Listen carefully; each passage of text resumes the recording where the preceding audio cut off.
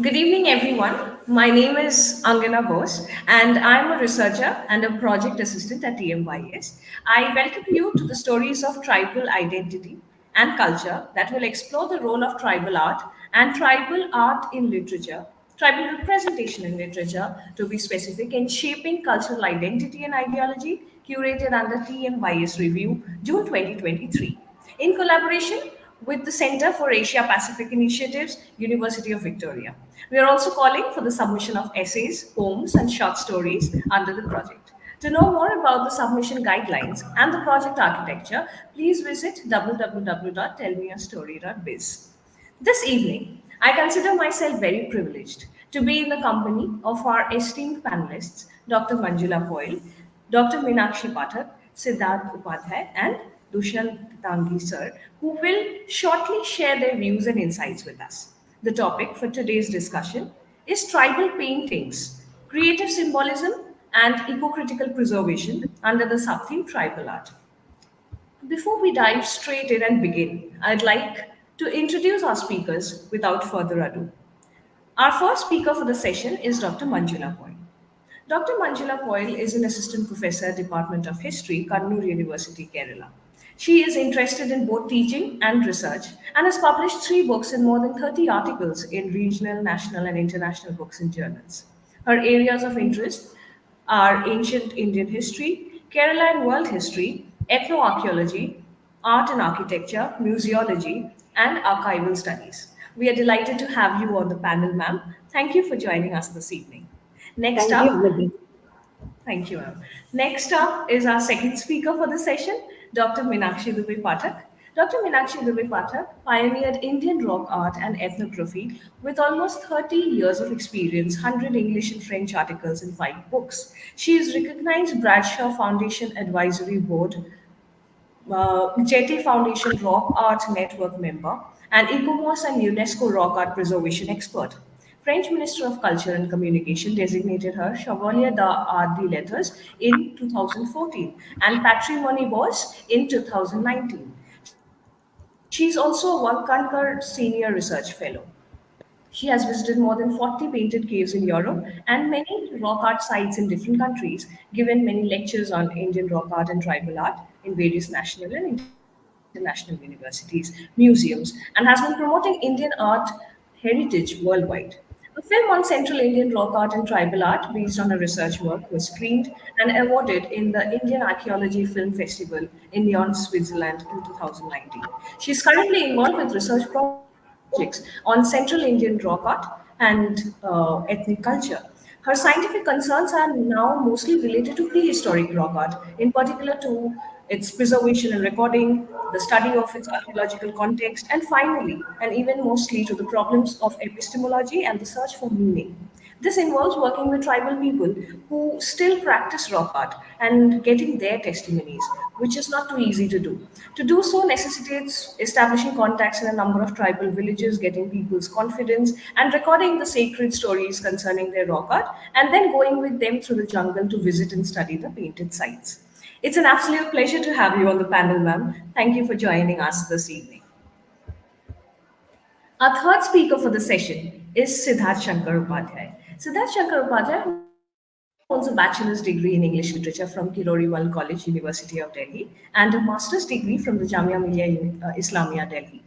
Presently, he serves as a research scholar at the Indira Gandhi National Tribal University, Amarkantak. He has presented numerous papers at both international and national conferences. These papers have been published in esteemed UGC care listed and other reputed journals. His diverse academic interests span across tribal art, Adivasi literature, partition literature, memory studies, and trauma studies. We are honored to have you on the panel, sir. Thank you for joining us this evening. Thank you. We also have, thank you. We also have Mr. Dushyant Dangi amongst us this evening as one of our panelists. Mr. Dushyant Dangi, founder of Tribal Art India, worked in the social sector and has experience in organizational building, political and social research, media, social media, political movements, and mobilization. He has also participated in people's movements like Narmada Bachao Andolan for human rights.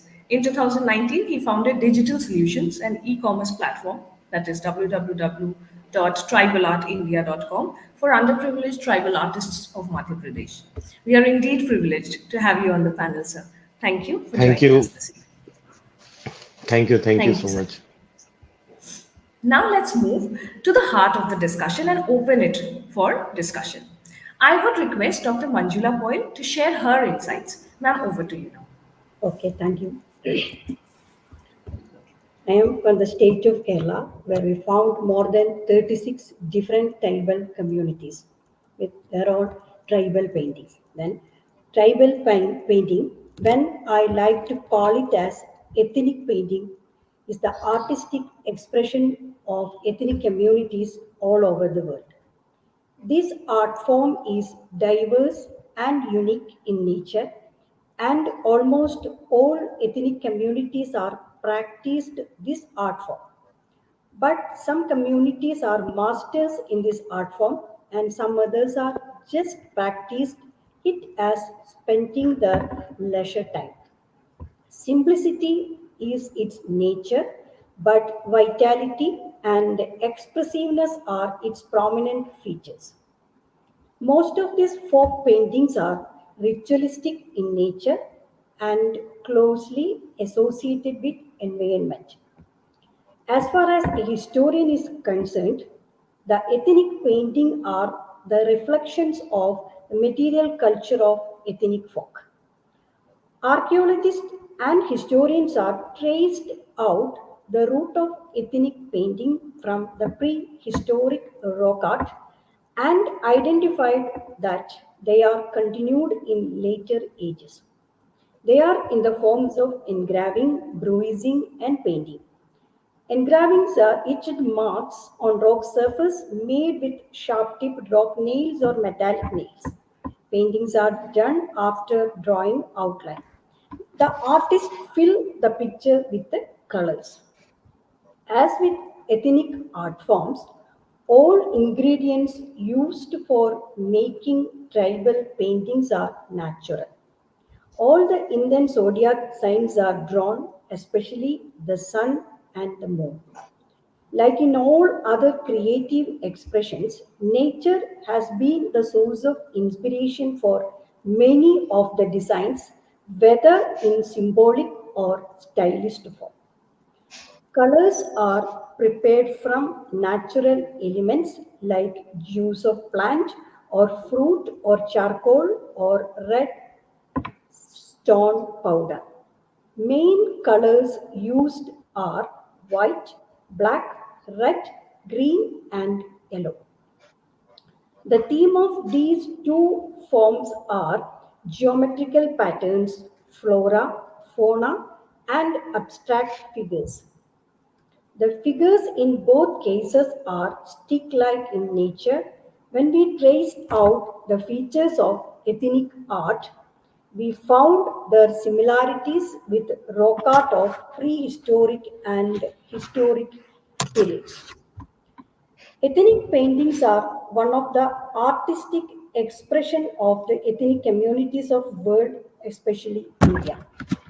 Ethnic paintings are symbols of primitive greenery with perfect harmony with nature. In the case of India, they are seen on the house walls, house of ancestors, and divine centers. Four types of ethnic paintings are found in India. They are abstract, representative, natural, and symbolic. Most common variety is abstract painting, which is in most cases geometrical figures.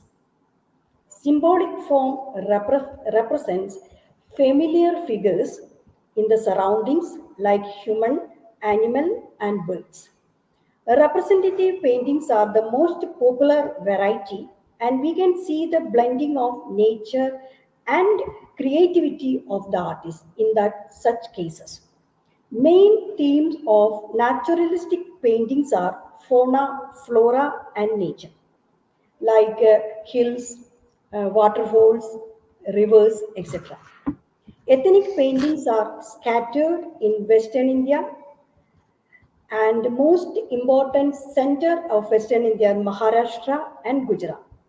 Here we found two popular ethnic painting. One is Worli painting, second is Pitora painting of Radwas. Worli painting is the masterpieces from female artists which depicts everyday life of the Worli community. Pitora painters are male artists of Radwa tribe and theme is ritualistic in nature.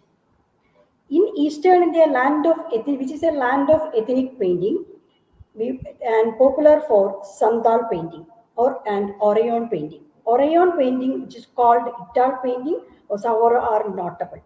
Central India is famous for Gond and Bill painting.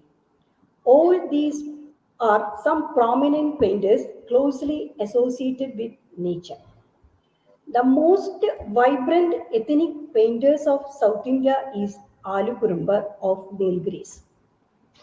Their painting is an expression of their socio-religious ideas and practiced by male members of the community like temple caretakers or priests because they are ritualistic in character. Nobody in the tribal community, only it is a customary or mandatory. The painters are selected from priests or those who are the caretakers of their ancestor temple. In early days, paintings are executed on house walls of ancestors. Nowadays, they used paper and canvas for painting. These paintings give a spectacular visual treat of nature, and colors used for painting are collected from nature even today. Main colors are red, prepared from red soil, brown and black from resins from a bark of a tree, green from plant juice, and yellow from clay, a particular yellow clay available in that Kurumba areas, Ali Kurumba areas in Nilgiri Hills. As far as my state Kerala is concerned, most of the ethnic paintings are religious in character and related to ancestor worship. They are found on outer walls of Devapura or house of gods. The theme of painting are blended with nature and ritual beliefs. Ethnic art is still relevant today of the rich ecological traditions have upheld to balance nature and culture. Indian ethnic art must be viewed as an essential component of life experience of both an individual and a community level in its manifestations, forms, and splendor.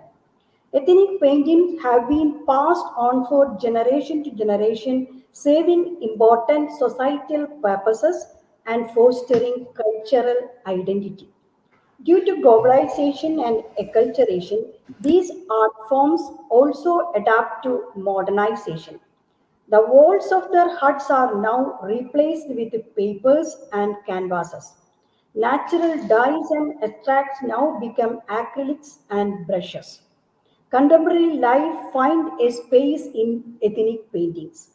The purpose of ethnic study is to inspire research scholars and art critics to make creative expression of art a part of their daily life and to share the joy of decorative tribal art forms which have been passed from generation to generation.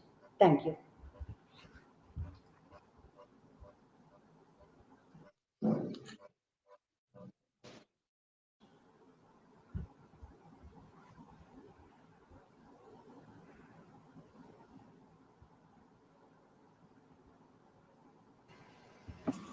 Okay.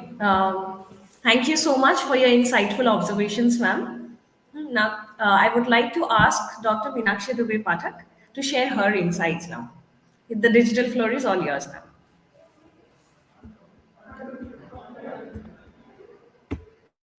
Yeah. Thank you, Angana. Thank you very much.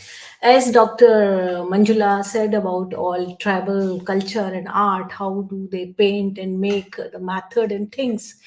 But as we all know, rock art is the source of tribal art. So here I would like to talk more about rock art, because rock art is the beginning.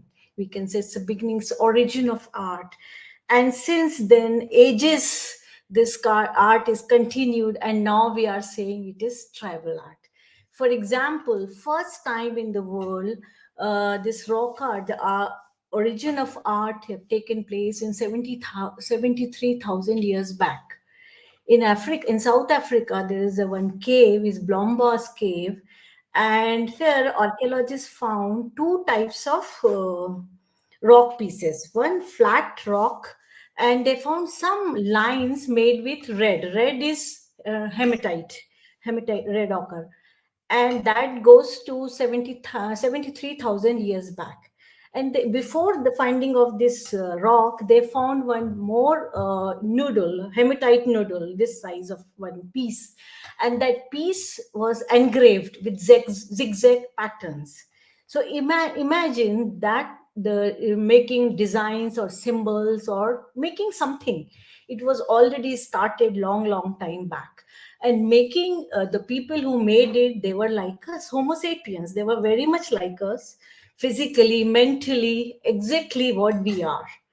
So this thing, I mean, the art was already started, but the point is, it was not art. Now we are saying it is art, but actually they have started making these kind of thing. I mean, the designs or images, there was some purpose behind it. It was not just for a part of decoration. For example, you see, after in Europe, I have seen many painted caves, ice age caves, and those caves are beautifully decorated with huge size animals. And very good work of art is excellent, well proportionate, expressions, everything. For example, Chauvet Cave in France, that paintings goes to 40 to 35,000 years old, Upper Paleolithic time. Similar thing we have seen in Asia and Indonesia, that big wild boar goes to more than 40,000 years back. So what was the reason of making huge size animals in the dark, deep caves? And those caves were not easily approachable. There was no light, nothing. They used to go with torch, and they were selecting some place just to paint. No, there was a reason. There's a question of faith and belief. That's a different religion, we can say. This is the oldest religion of rock art. They had some purpose of making those beautiful huge size animals. And other than that, you see all kind of animals in early age. When we see Upper Paleolithic time, lot of animals are there in many different caves, particularly in France and Spain. Lascaux, Chauvet, Neo, Fondegam, Houfignac, many caves are there. And particular, there's a one cave that known as Houfignac. This cave is full of mammoth design. Maximum mammoths are there. So I'm sure people have some purpose, some meaning for making those drawings. And now, and then gradually, changes are always there. And then after Upper Paleolithic, the Mesolithic, Magdalene time came, Mesolithic time came, the style of painting got little different types, the subject was changed. Then Neolithic period came. So that time people have started cultivation. They came to know we can dominate these animals and we can use them. They have started making hut, and the life was changed. But the painting, that living culture was continue, and still it's continue. After Neolithic time, Iron Age came. People have started using iron. And then medieval time came, and then now even in recent time, you see, when I go and I see those sites, there are different time is there. And still surprisingly, these rock art sites have been worshipped by these tribes, because they believe it, these paintings have been made by their ancestors. And whenever I ask them, they said, we really don't know, it is all because our great parents, they were following it, they used to come, so we are also come, we used to come with them, they organize ceremonies, they worship them. And sometimes they make small dots or handprints, and this handprint culture is so old. You found handprints since Upper Paleolithic time to till now. It's particularly in our country, this tradition is still going on. So imagine this tribal culture, tribal art is so old, and still we are following it. And I hope, I wish we should have this culture as long as we can protect it, we can preserve it. So this, all these things are there. Then when we think about subject is also very similar. What people are making right now, these tribals, they are worshipping animals. Animals are still have been worshipped by these tribes. There is a particular animal like tiger, Baghandev. Surprisingly, in Indian rock art, very few scenes. I have seen many hunting scenes are there, because basically they were hunter and gatherers, but hunting tiger is very rare. You will see they hunt many animals, but tiger hunting is so rare, very rare. In one very interesting painting, I found they have depicted man-eater tiger in two different stages. Like in one place, the tiger has started eating that man, and in the second stage, the tiger have already finished the entire man. Just one leg is left. What was the reason for painting it? Perhaps they wanted to convey a message. Look, be careful from the animals, from tiger, this kind of thing can happen. Then second thing is, they believe in it, they worship tiger as a baghandev. It's there, they were every once in a or twice a year, it is compulsory to do some worship on the name of tiger. And they make a small tiger, they I think in each every village, in among the bagas, goats, poles, all they have a small sanctuary just outside of their village, and they worship and they believe it. If they worship, this tiger will not harm their animals. So it's a question of faith and belief. And they made big statues. You go and see in their houses. I have noticed in near not somewhere in Shahdol area, they made huge size tiger statues outside of their village. I asked them, why have you done it? They said long time back the tiger used to go from this side village, so their ancestors, they made this statue, they did worship, and they did ceremony, and they are following it, and tiger stopped coming that area, and he stopped killing their animals, whatever. So what I have noticed, their faith and belief is very strong. They are really following, and we should learn from them. They are such a right people. We don't know much. I mean, I have learned a lot from them. They have such a good knowledge for environment, for nature, about wildlife, about collecting honey, whatever you say, about fishing, many things. So I think we'll discuss later on. So thank you. Okay. Such a vast subject is difficult to stop. Right, ma'am. I understand. Thank you so much for sharing your perspectives, ma'am. I will now request Siddharth Upadhyay to share his insights. Sir, your turn now. Thank you, Anjana. It was very enlightening to hear Dr. Meenakshi ma'am and Dr. Manjula ma'am. And also thank you, TMYS, for inviting me as a panelist in for this discussion. And I think, given the nature of this topic, I think it is very relevant in this time of, we can say, in distress in certain aspects, specifically for the climate and the sustainability issues that are going around.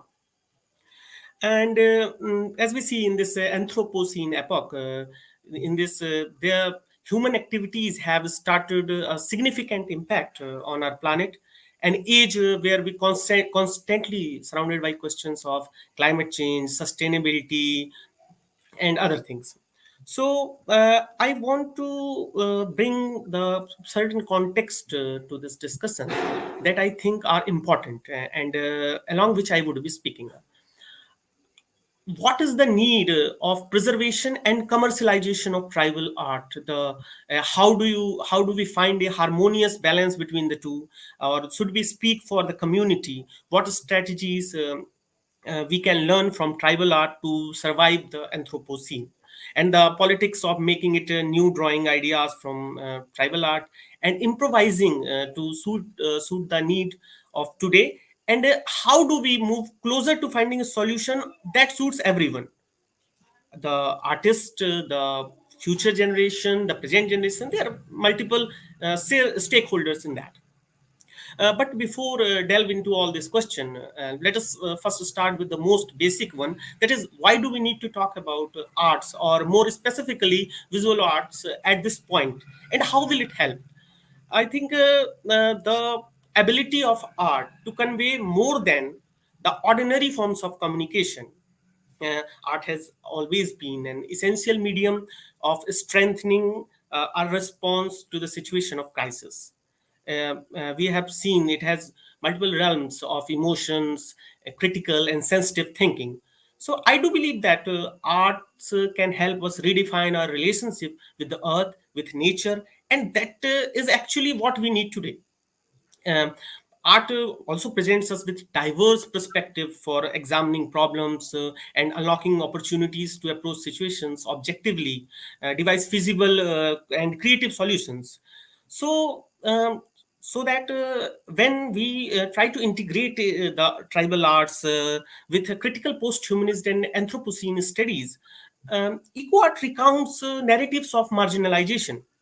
They often presents the voice of the neglected people, the people whose voice has been not heard. They are not on the mainstream, so they often get neglected. So even taking the examples of real life, and we have all seen, and art in tribal context, I say, when I visit my village, when I go to my village, I see how art is not just a form of expression, but has entered into the very being of people practicing it, to a level that they identify themselves through this art. Festivals, weddings, ceremonies, rituals. We have all seen that even in Diwali, when we make rangolis on the paintings, the walls, and everything. So I think art is expression, art is identity for people.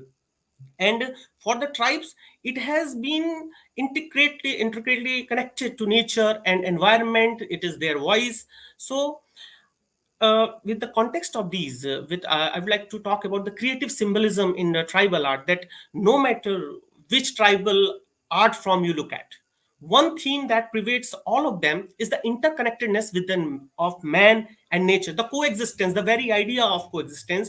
You will see this in every art form that is present in the tribal context. And in my last research project, when I write a research paper, I looked into four different types of art, geographically: Madhubani art, Varli art, Gond art, and Patua art.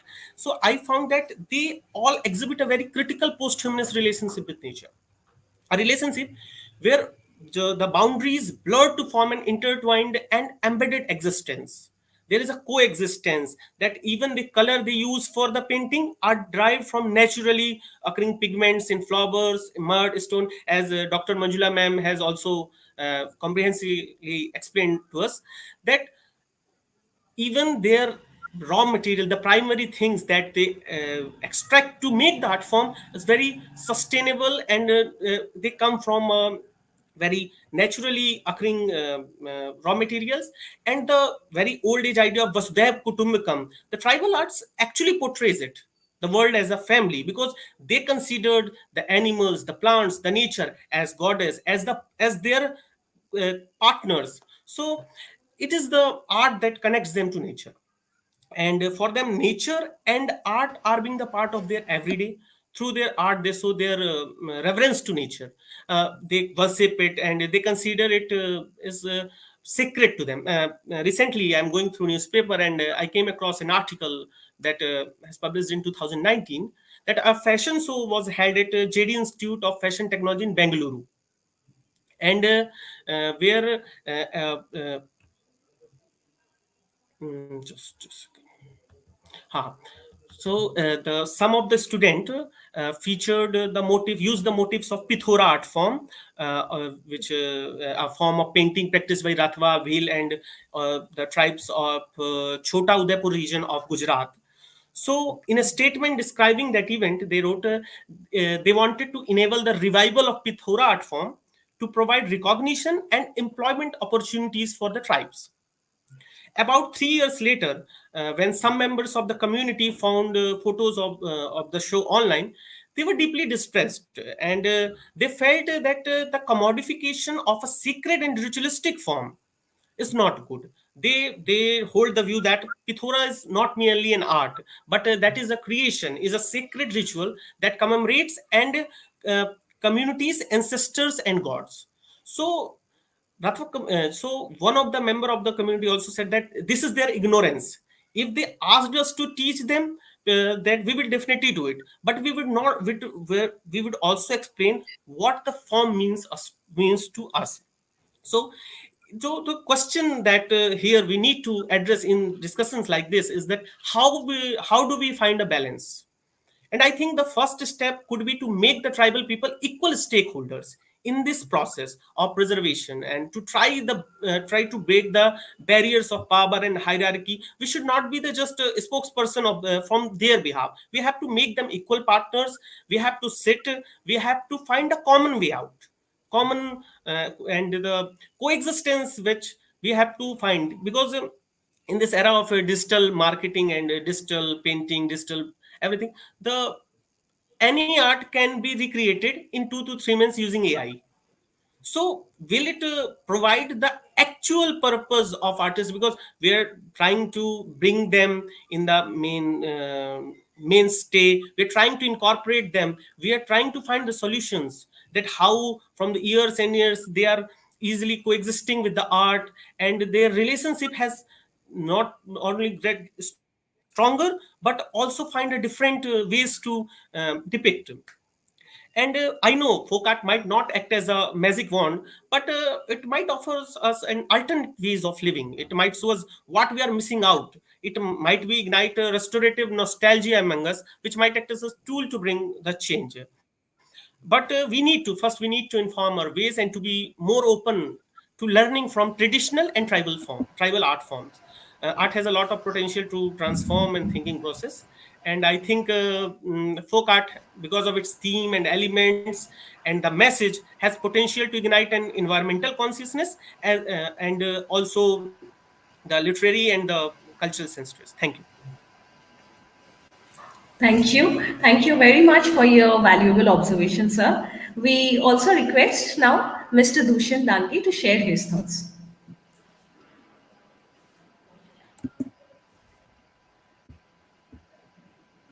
Sir, you're on mute. Sorry. Thank you so much. Actually, I live in Bhopal and I have the privilege of both looking at the cave paintings and working with the Gonds and the Bheels at the same time. And currently, around 350 families of Bheel and Gond artists are living in Bhopal. And we are closely working with them. So, the first thing I learned from them is that painting, as ma'am also said, is a way of communication. It is one of the oldest language that exists in our culture, and many of the tribal paintings such as Sora art is still one of the original communication method, one of the oldest communication method. Sora art is from Orissa. And the second thing I learned from them is the as the geography of our state changes, the kind of painting also changes, and also with the tribes it changes. Such as Gonds and Begas have a very different style of painting. Bhil also have a very different style of painting. So all three are in the same state, but a lot of difference is there. It can be explained due to because tribals live in small groups, and there were no due to the forest and distances, not much of communication was there between them. So it has developed differently. Now, interestingly, I have knowledge of very few paintings, so I will talk about Bheels and the Gonds. As Siddharth mentions that Bheel art is also known as Pithora in Gujarat. So basically, Bheel art is the painting is God. They paint it inside their homes on the occasion of a festival, mostly around Diwali, even during crop season. And for the Gonds, the painting is not God, but they portray the objects. The objects in the paintings are God, and they make it outside their house. They consider it as their luck that whenever they walk out of their house, these paintings will bring luck to them. Then second thing is the objects of bheels and gaunts or any paintings you will see. It's very interesting to look at it. When you look at gaunt paintings, gaunts live in dense forest of Dindori. Basically, it's very limited to a very small area, Dindori, Amarkantak, where these artist gaunts are living. Gaunts are living across country, but these artist community is living in Dindori and Amarkantak only. So basically, those are the forest which are very dense and they have lions, tigers, elephants. So when you look at their paintings, mostly you will see lions, tigers, elephants, and other form of life forms which exist in a deep, big forest. But when you come to Bhil art, Pithora painting, it's very different because their geography also changes. They are not living in deep forests. So forest, they are kind of living in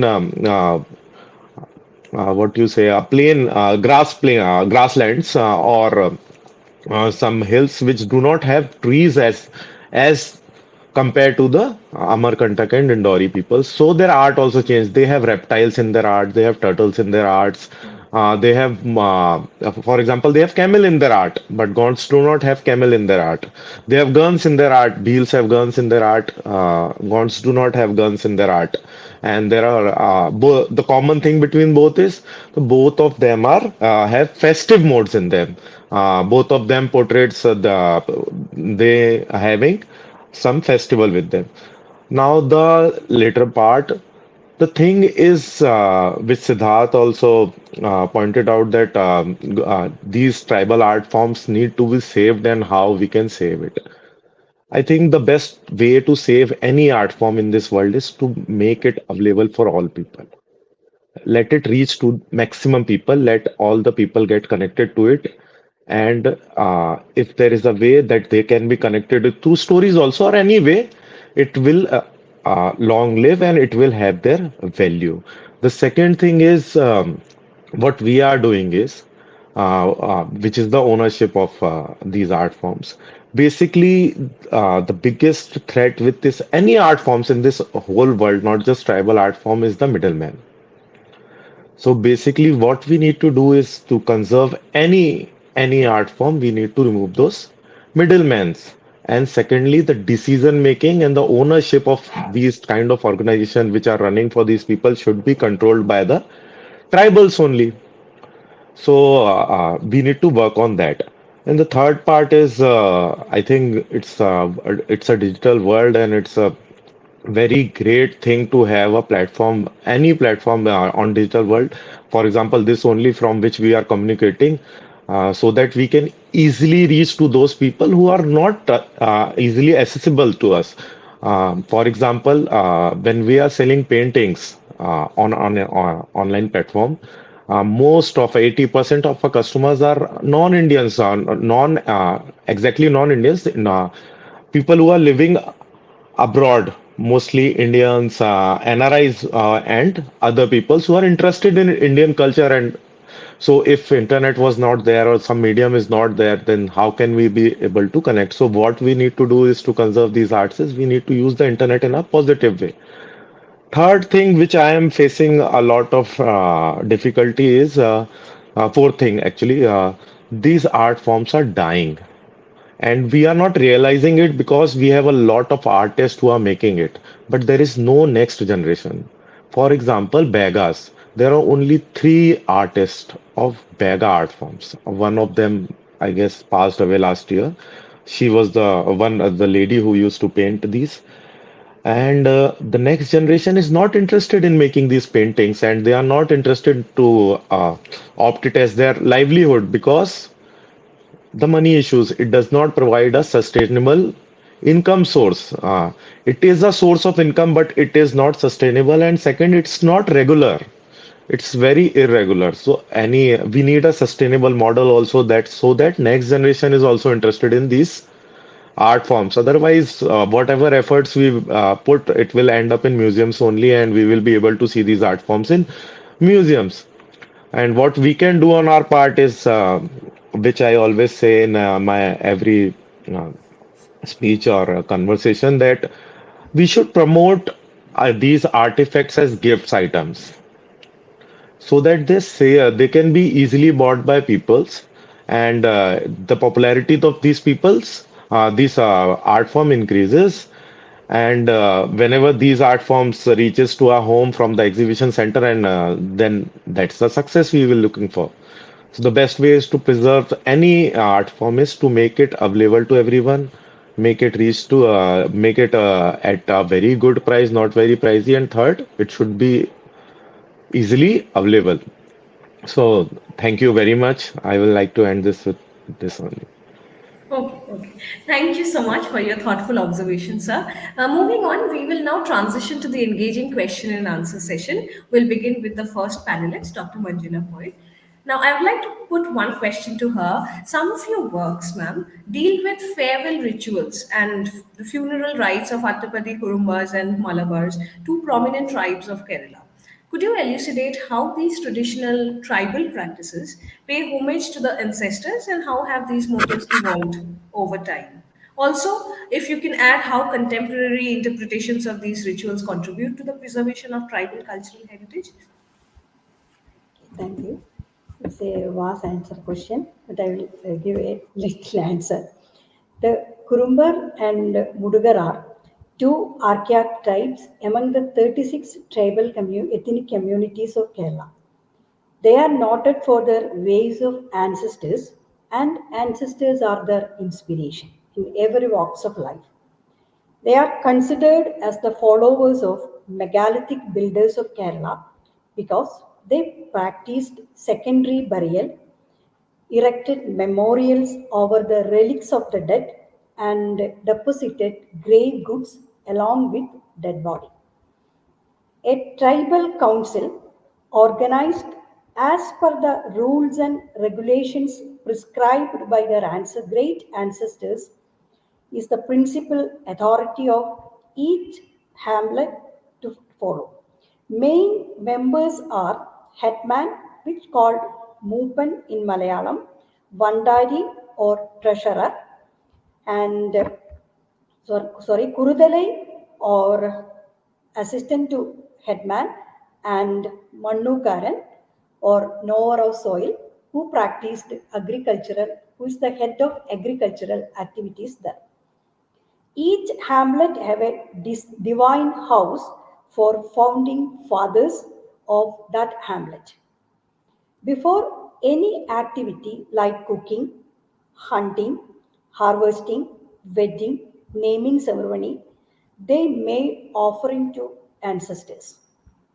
They practiced two types of burial, that is, burial of dead along with vivid ritual ceremonies, which we called green burial, and deposition of, then second one is cheer or secondary burial, that is called dry funeral. After burial, spirit of the dead hovered around each hamlet. Then they conduct a chiro, that is the second burial, every 30 years in any hamlet, and collect a clavicle of dead who died within 30 years are collected and kept in sacred boxes fixed in the hamlet courtyard. It took 7 days to complete the program, and the program is followed by singing, dancing, playing musical instruments, and feasting. At the end of the ceremony, relics are, that is, clavicles or collar bones collected from um, grave are transported into a memorial called Nigalu Malige. That means shadow land of ancestor. And after depositing these clavicle, which looks like a megalithic dolmen, and the spirit of the dead are became nigel or shadow.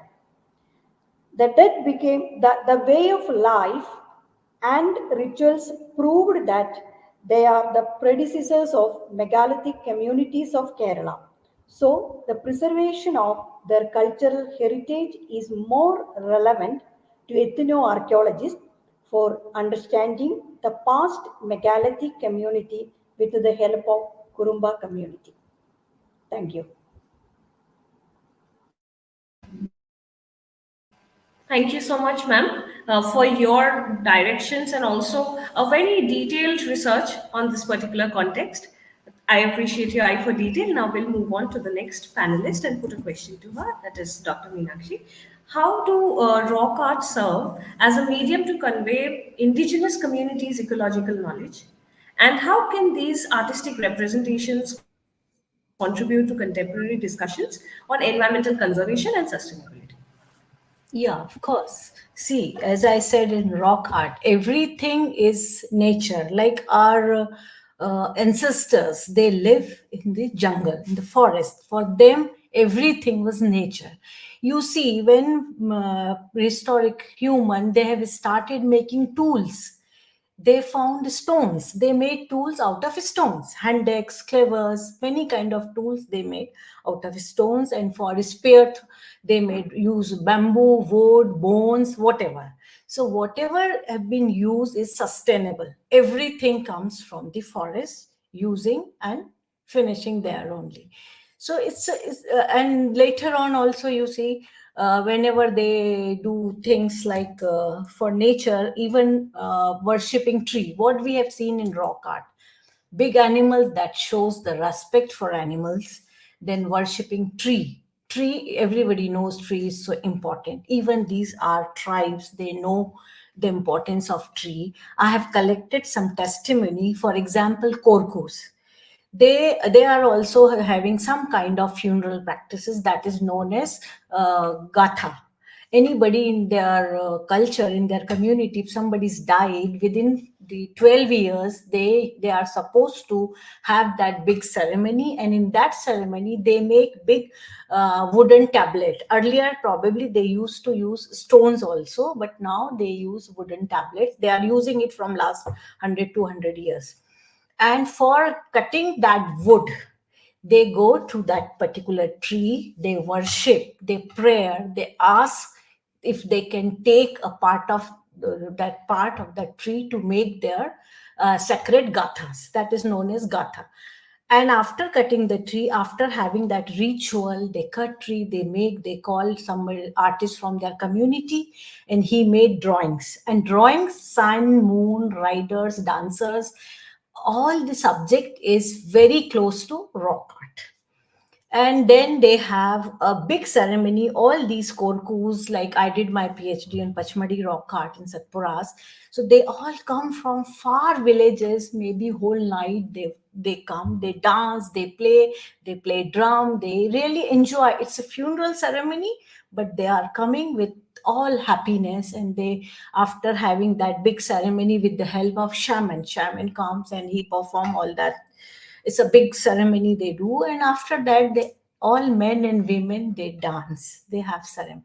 So, and that is also that wooden board they placed under the big mango tree. They have some particular places in village, and in Pachmadi they have one very prominent area where they place that wooden and after the whole day they go back. And I have seen hundreds and hundreds of those memorial boards are there.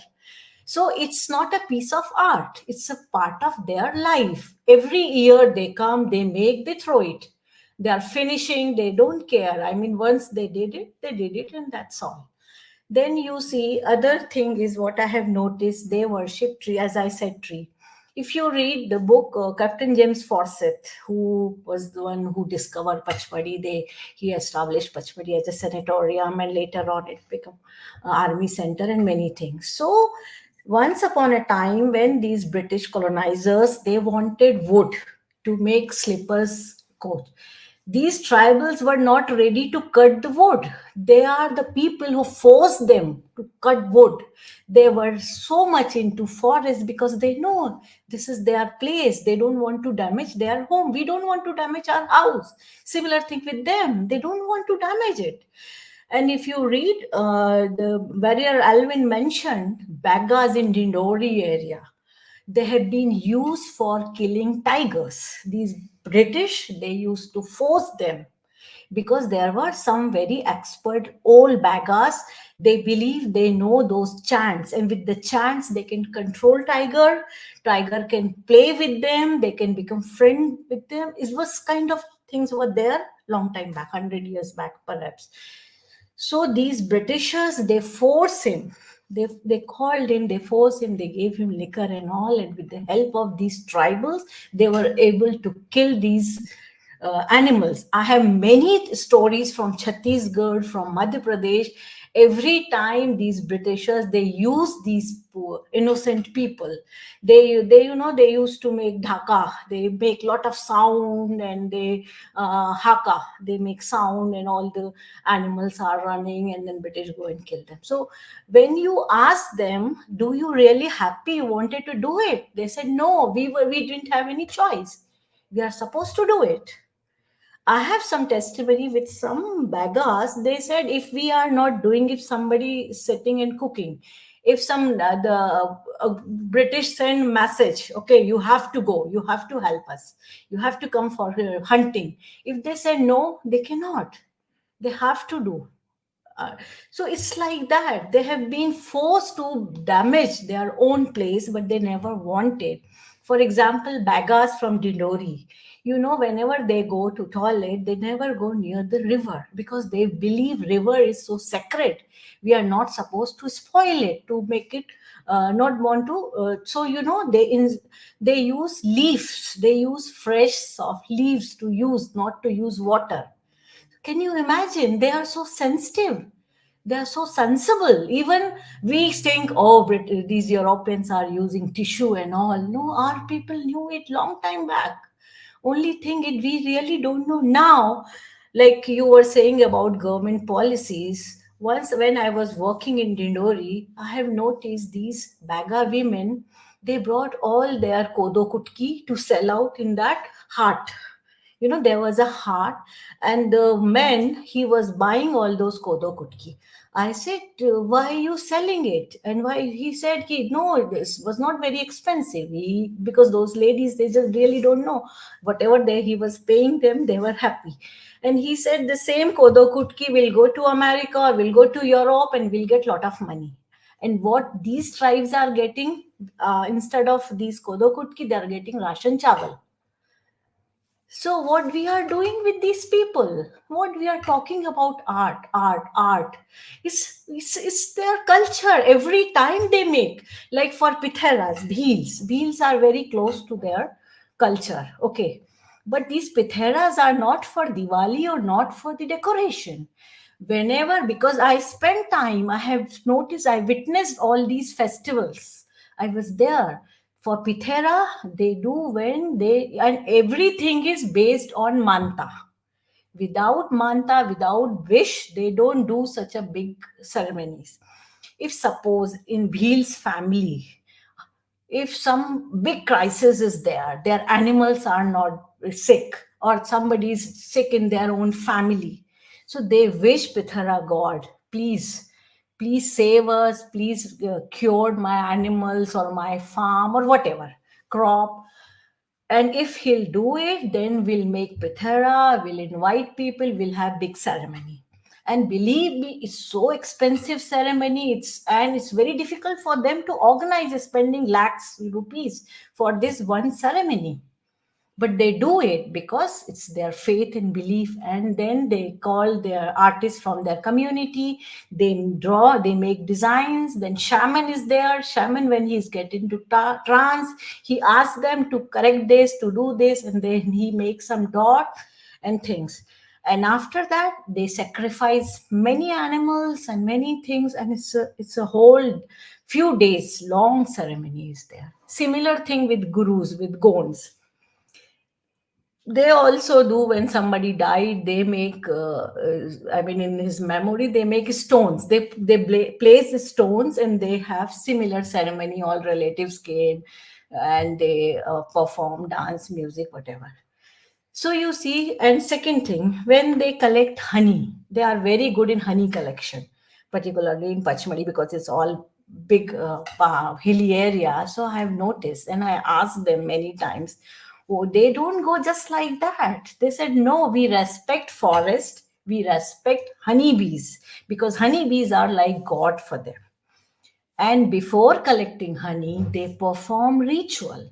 They ask forgiveness. They ask them, please forgive us. We are disturbing you, but we need it. And this, they offer whatever they can. It depends. They said it depends if the Deo, what they believe in Deo, if that Devi or Deo, what, how strong he is. So according to that, they put offerings, maybe eggs or chicken or goat, it depends on them, but they just don't disturb anything without worshipping.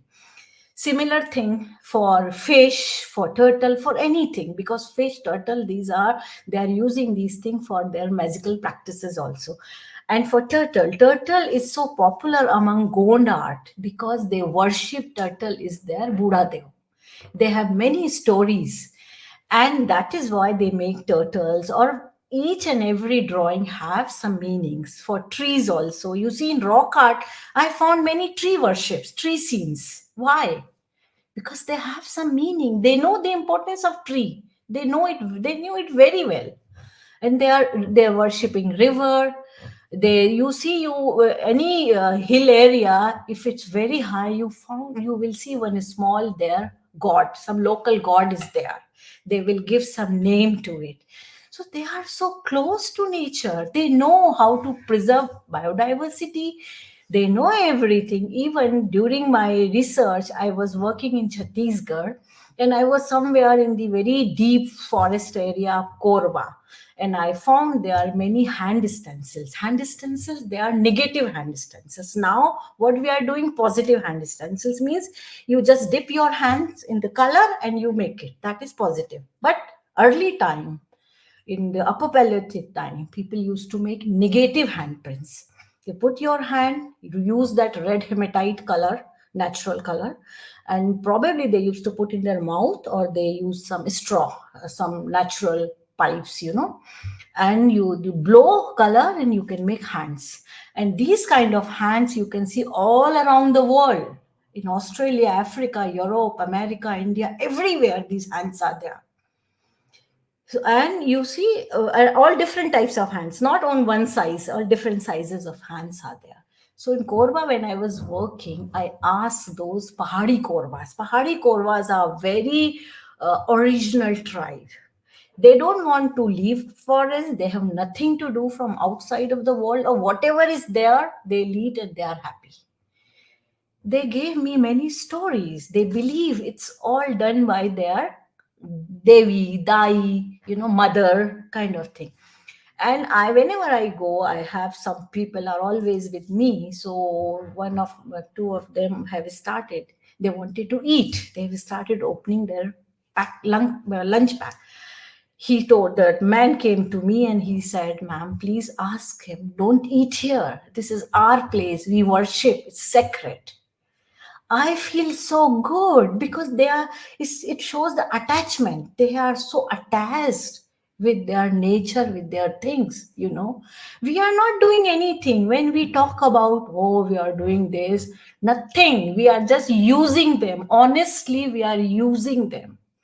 There are so much of middlemen. I know I have many European friends and everybody's crazy for tribal art.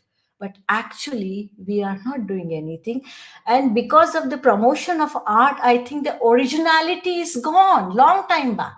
Now you don't see the original art because now their mind is also started working that way to make money, to make money, to make art quickly, to make more. Many people are doing, and you see the difference in art and things. Because art, this is not an art. When they make these drawing for Sauras, for example, in Odisha, that Saura painting is also a part of ceremony.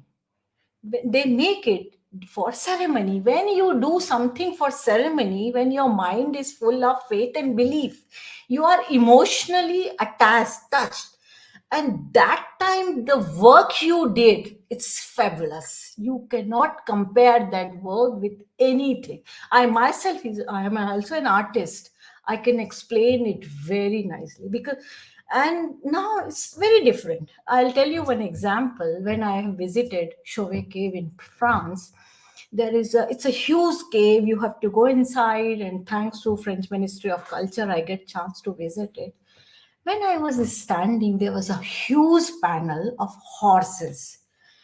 Can you imagine 35,000 years back, they made huge size horses? Not only is the drawing anatomy was 100%, and their eyes, expressions were there. Their eyes was so expressive. I was so touched, for a moment. I was so touched, I just forget.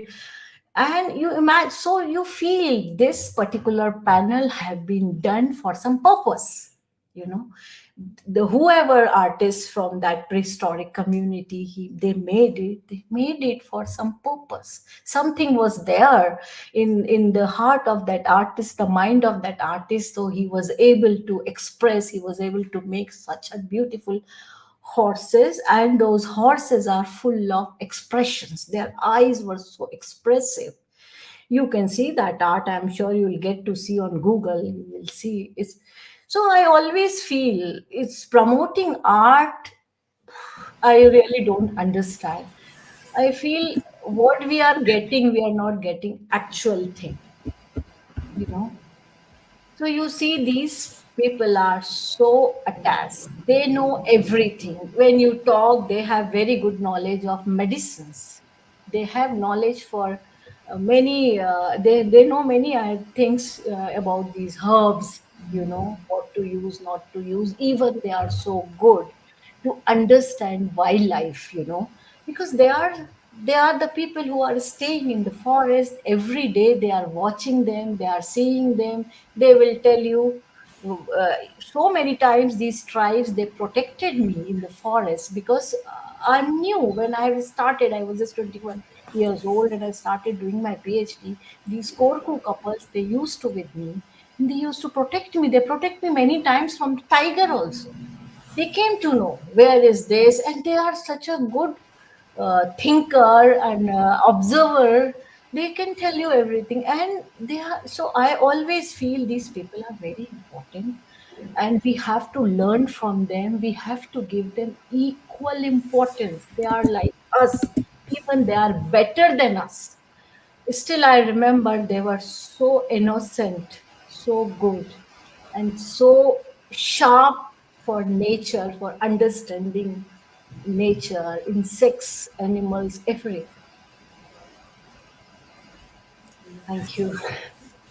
Thank you, ma'am. Thank you for laying the groundwork of today's conversation and also bringing out how ecological knowledge becomes a part and parcel of indigenous communities. Moving on, we'll move to the next panelist. Now, as a lifelong avid researcher, how do you navigate between preserving traditional folk art forms and expressing your personal artistic vision in incorporating ecological themes and concerns into your scholarly process? Um, I think to the first step towards that is to understand the value of the art uh, from various perspectives. We have to understand that our interpretation to the art is usually very one dimensional, as ma'am pointed out very comprehensively, that it is not just an art for them. It is beyond that. It is much more. It is culture. It is their faith. It is everything they believe, and that is belong to them. So I think that to make a better communication with them, to and the open mindedness towards them, to learn from them and to understand what their art is representing, the true value, the intricate value of that, not on the face value, and to understand the uh, portrayal, the idea, the message that they are going to portray is important for ecological themes and understanding the traditional folk art and forms.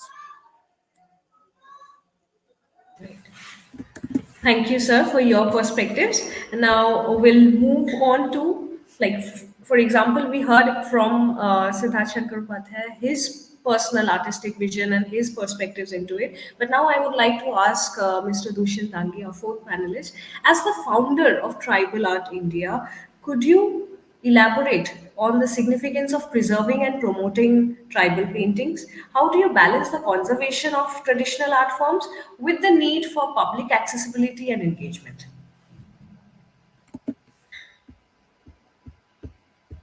Okay. Is he there? Like,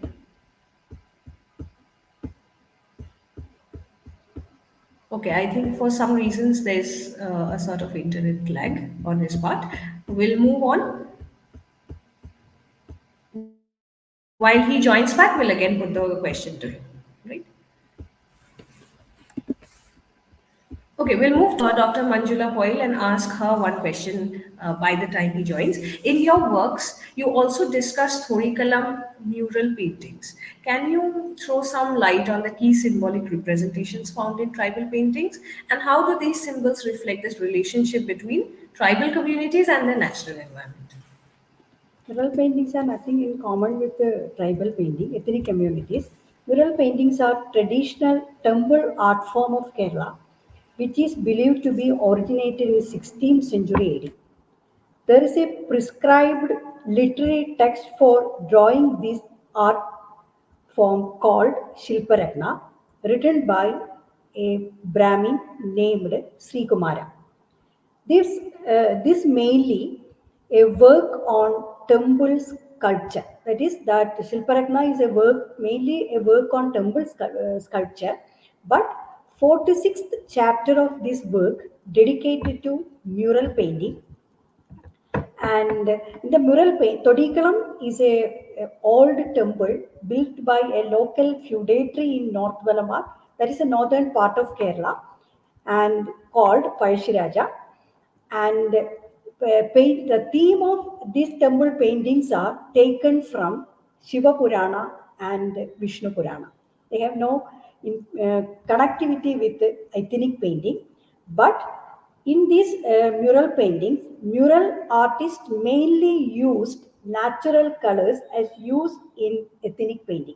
That is one and only similarity between ethnic painting and this mural art form, which is the latest origin. That is, this mural art is originated, believed to be originated in 16th century AD, after the publication of the work Shilparatna of Sri Kumara, which dealt with features, meaning, techniques, and preparation of walls for painting, etc. etc. Thank you. Okay. Thank you so much, ma'am, for adding light on the mural paintings and the context of Thorikalam art form as well. Now, we'll move to our fourth panelist, that is Mr. Dushyant Dangi, and put a question to him. Now, I would like to ask you, sir, that as a founder of Tribal Art India, could you elaborate on the significance of preserving and promoting tribal paintings? How do you balance the conservation of traditional art forms with the need for public accessibility and engagement? Uh, the first part about the preservation of these paintings is that these paintings are changing very fast with time. As ma'am also mentioned, it's not like it used to be 20 or 30 years back when Jangan Singh Sham was making it. And currently also, I will like to give an example. There is a Bhil artist who was given Padam Shri, Bhuri Bai. She has made a painting which is a very different kind of paintings compared to what she is making now, and it's on display in Tribal Museum of Madhya Pradesh. So I asked her that can you make it again, not making these kind of paintings now? So she said I cannot make it now because when these paintings were made, we were painting for imperfection, and now with the time changing and everyone want the painting to look very bright and very beautiful, we are painting to make it perfect in shape and size. For example, if you're making a face, human, or they used to make it very imperfect. It was not symmetrical and it was very, it was not made to look very good for a normal non-tribal person. But now what they have done is they have changed it to a very simple artwork, which is eye pleasing, which does not signify anything, So that thing is a bit troubling for everyone who are in this industries or who are working with these peoples or even the artists.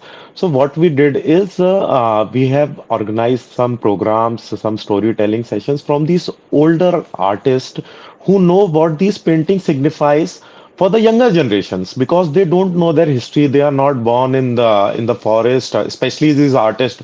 Most of the artists, around 80% of the artists, have moved to a bigger to the bigger city for better perspectives because it's a better market. It's easier to communicate with people and easier to send paintings to places.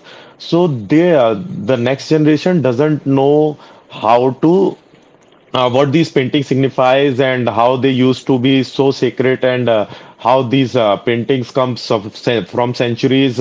So what we did is we asked the old peoples of these, for example, like Bhuribai and Bhajusham. These peoples are now communicating with their younger generation so that this art is preserved. Second thing is about how it preserving this significance to the public also. Many time people ask us that the painting should be made in a specific way. So what we say is we cannot do it because it does not justify the significance of the painting because what that painting is made for. For example, if you want a painting that to be made in a place where people will be putting their feet, for example, we had a one of IT company wanted these paintings on the floor, so we refused because they signify God.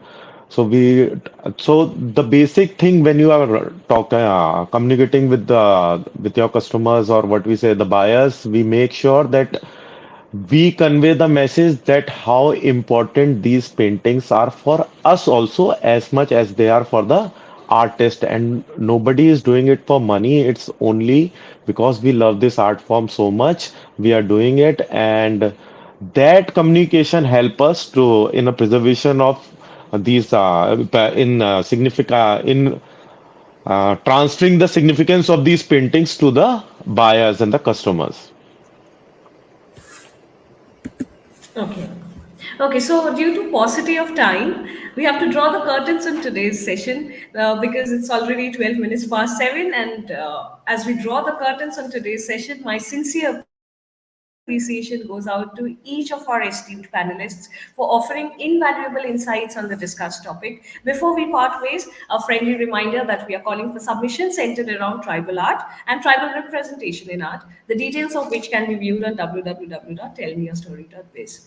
We will come back to you soon with another engaging panel discussion under the project. Until then, I extend my wishes for a pleasant evening to everyone. Thank you, everyone, once again. Thank you. Thank you. Thank you. Thank you. Thank Thank you you. very much. Thank you so much.